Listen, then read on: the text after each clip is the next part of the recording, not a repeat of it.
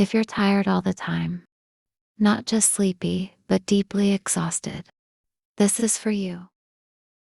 You've been trying to keep going, even on the days when your body begs you to stop. You wake up every morning telling yourself the same thing. Just push a little harder. Just get through today. Be better. Do more. And somehow, you do. You get out of bed. You show up. You answer messages. You meet expectations. You smile when you're supposed to. From the outside, it looks like you're doing fine. Like you're strong. Like you've got everything under control. But inside, something feels heavy. A quiet weight sitting in your chest. A tiredness that sleep can't touch. A tiredness that follows you everywhere. And maybe you've started to wonder, what's wrong with me? Why can't I handle things like everyone else? But maybe you're not broken. You're burned out. What burnout really is. Burnout isn't just being tired. It's a deep exhaustion that lives in your nervous system. The kind that sleep can't fix. The kind rest alone doesn't touch. It happens when stress never turns off. When your body stays in survival mode for too long. You wake up already drained. Your energy is gone before the day even begins. Small tasks feel heavy. Simple decisions feel overwhelming. Things that once brought you joy now feel distant or empty. You forget things. You feel numb or emotional for no clear reason. And slowly, almost without noticing, your mind begins to shut down. Not because it's weak, but because it's been strong for far too long. This isn't laziness. This is self-protection. Your body is pulling the emergency brake because it doesn't know how else to survive. Why rest feels so hard? One of the cruelest parts of burnout is that rest doesn't feel safe anymore. When you finally stop moving, your thoughts get louder. Guilt creeps in. Anxiety tightens its grip. A voice inside whispers, you should be doing more. You're falling behind. You don't deserve to rest yet. So even when you sit still, your mind keeps running. Because somewhere along the way, your nervous system learned that your worth comes from productivity. Rest became something you had to earn, and slowing down started to feel like failure. So you keep pushing, even when there's nothing left to give. You keep showing up, running on empty, hoping no one notices how tired you really are. When healing doesn't look like progress. Sometimes healing doesn't feel like moving forward. Sometimes it feels like standing still, like you're doing less, achieving less, becoming quieter. You might look at your life and think, I'm falling behind. I used to be so productive. I used to be stronger than this. But healing isn't loud. It doesn't announce itself. It doesn't come with applause or milestones. Healing often looks like choosing yourself in small ways. Like saying no without explaining. Like resting even when your mind tells you not to. Like letting go of who you were so you can meet who you're becoming. It's uncomfortable because it asks you to slow down. In a world that only celebrates speed, it asks you to listen inward when you've been trained to look outward for validation. And sometimes healing feels like nothing is happening at all. But beneath the surface, something important is shifting. Your nervous system is learning safety again. Your body is learning that it doesn't have to fight all the time. Your soul is learning how to exhale. You are not stuck.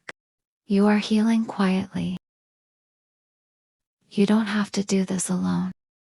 Burnout often convinces you that you have to handle everything by yourself. That asking for help is weakness. That needing support means you've failed. But humans were never meant to carry life alone. We are wired for connection. for being seen, for being held emotionally, mentally, sometimes physically. You don't have to explain everything perfectly. You don't need the right words. You just need someone who can sit with you in the mess. Someone who can say, you don't have to be strong right now. And if that person doesn't exist yet, that doesn't mean you're alone forever. It means you haven't met them yet. Healing often begins the moment you stop pretending you're okay. The moment you allow yourself to be honest. With yourself first. With others when you're ready. You're allowed to need help. You're allowed to rest on someone else's strength for a while. You're allowed to take up space even in your exhaustion. You don't have to carry everything alone anymore. When you've been strong for too long, there's a kind of tiredness that comes from being strong for too long. Not strong in the heroic way people praise, but strong in the quiet way no one sees. The kind where you hold yourself together, even when everything inside is shaking. The kind where you survive. Not because you have energy, but because you don't feel allowed to stop. You've learned how to push through pain, how to ignore your own needs, how to keep going even when you're empty. But survival mode was never meant to be permanent. Your nervous system wasn't designed to live on constant alert. Your heart wasn't meant to be braced all the time. Your mind wasn't built to carry endless pressure. And yet, here you are, still trying, still pushing, still telling yourself, just a little more. When the body says enough, your body is incredibly wise. When it can't reach you through gentle signals, it starts speaking louder, through exhaustion, through brain fog, through heaviness, through shutdown, not to punish you, but to protect you. Burnout is your body saying, I can't keep doing this without care. I need rest. I need safety. I need to feel held. This isn't weakness. This is intelligence. Relearning what it means to be human. Your body choosing survival over performance. Somewhere along the way, we were taught that our worth comes from productivity, from achievement, from how useful we are. But you were never meant to earn your right to exist. You were meant to breathe, to feel, to move at your own rhythm. You were meant to have slow mornings, quiet moments, days where nothing impressive happens. You were meant to be human, not a machine. And healing often begins when you stop asking, what else should I do?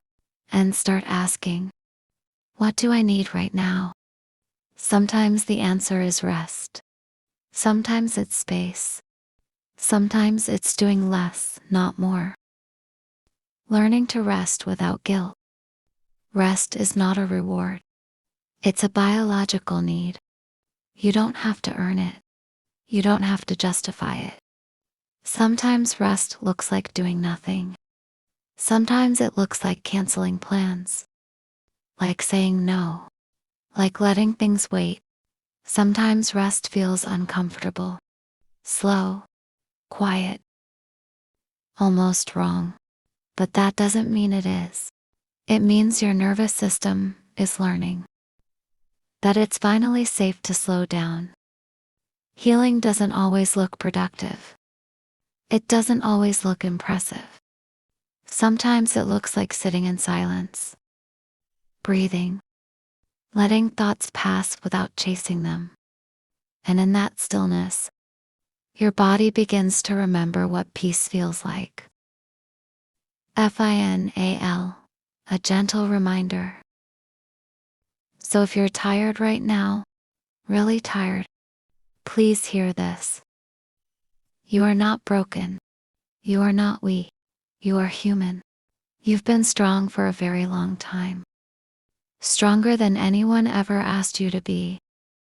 And it's okay to rest now. You don't need to earn peace. You don't need to justify your exhaustion. You deserve rest simply because you exist. You're not lazy. You're burned out.